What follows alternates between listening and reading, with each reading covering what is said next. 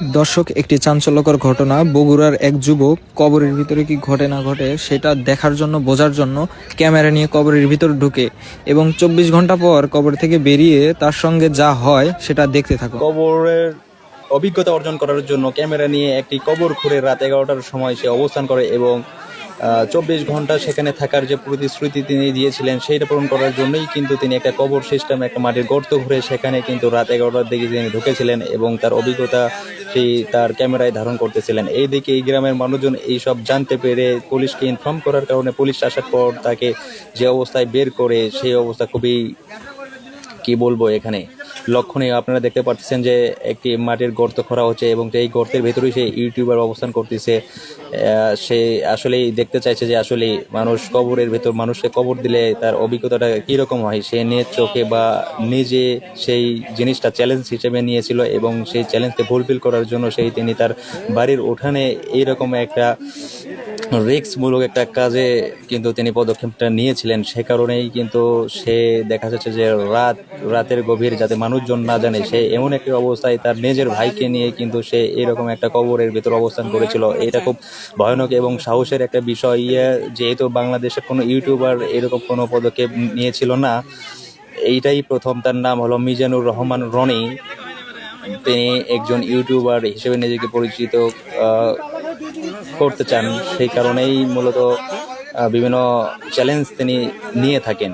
আর এইরকম একটা ভয়ানক চ্যালেঞ্জ তিনি কিভাবে নিলেন এইসব বিষয় তদন্ত করার জন্য এবং আসলে তার উদ্দেশ্যটা কি, এইসব বিষয় সব কিছু তদন্ত করার জন্য পুলিশ তাকে পুলিশের হেফাজতে নিয়েছিলেন।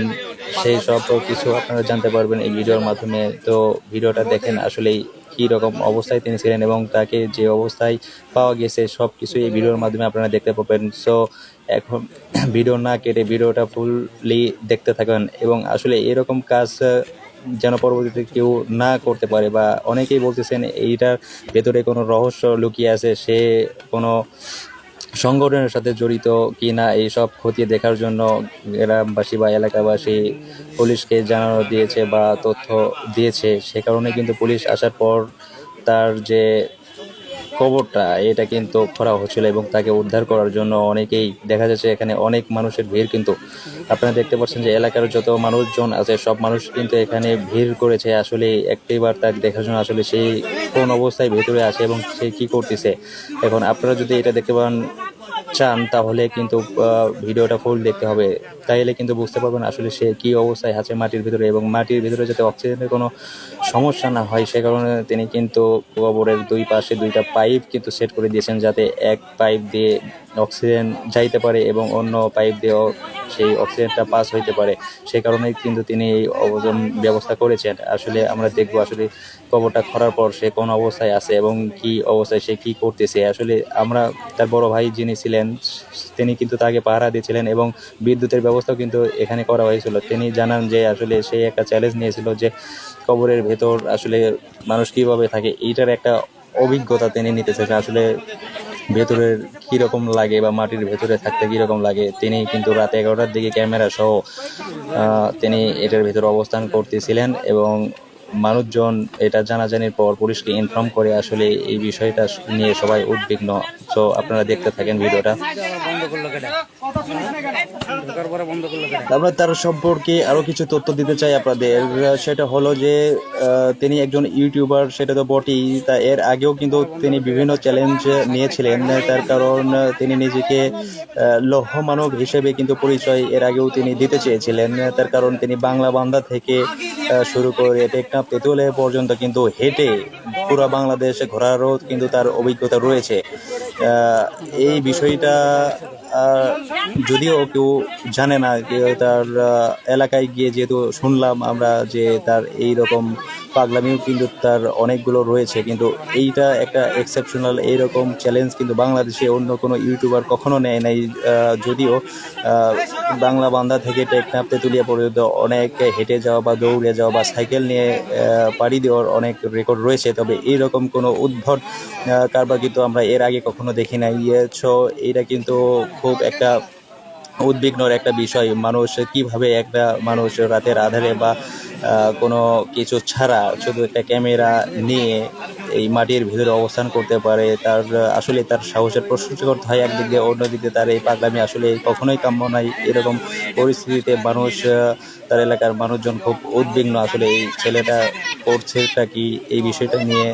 পুলিশকে ইনফর্ম করার পর পুলিশ কিন্তু এসে বিষয়টা খতিয়ে দেখার জন্য, এখানে তাকে উদ্ধার করার জন্য এই কবরটা কিন্তু খুঁড়তে দিয়েছেন। আপনারা যেটা দেখতে পাচ্ছেন আশেপাশে কিন্তু অনেক মানুষের ঢল নেমেছে এক নজর তাকে দেখার জন্য আসলে তিনি কোন অবস্থায় আছে। তিনি কিন্তু ভেতরে একটা ক্যামেরা নিয়ে ঢুকেছেন যে আসলে ভেতরের অভিজ্ঞতাটা কি সম্পূর্ণ কিন্তু তিনি তার ক্যামেরায় ধারণ করতেছেন। এইসব যদি দেখতে হয় তাহলে আমাদের পুরো ভিডিওটা ফুল দেখতে হবে আসলে সে কোন অবস্থায় আছে এবং সে ভেতরে কি করতেছে। সো দেখতে থাকুন।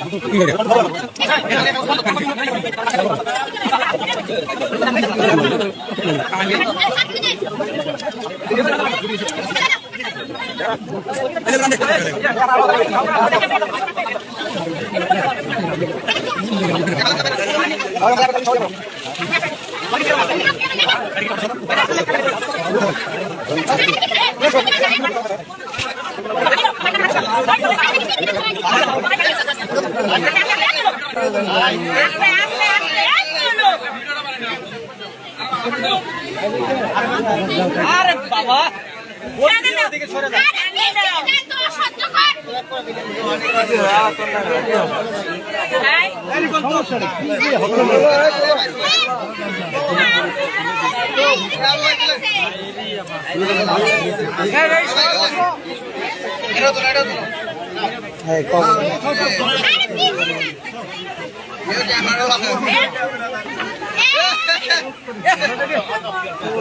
আরে উঠবে ও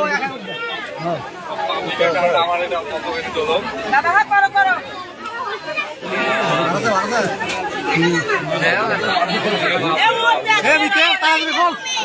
আরে এই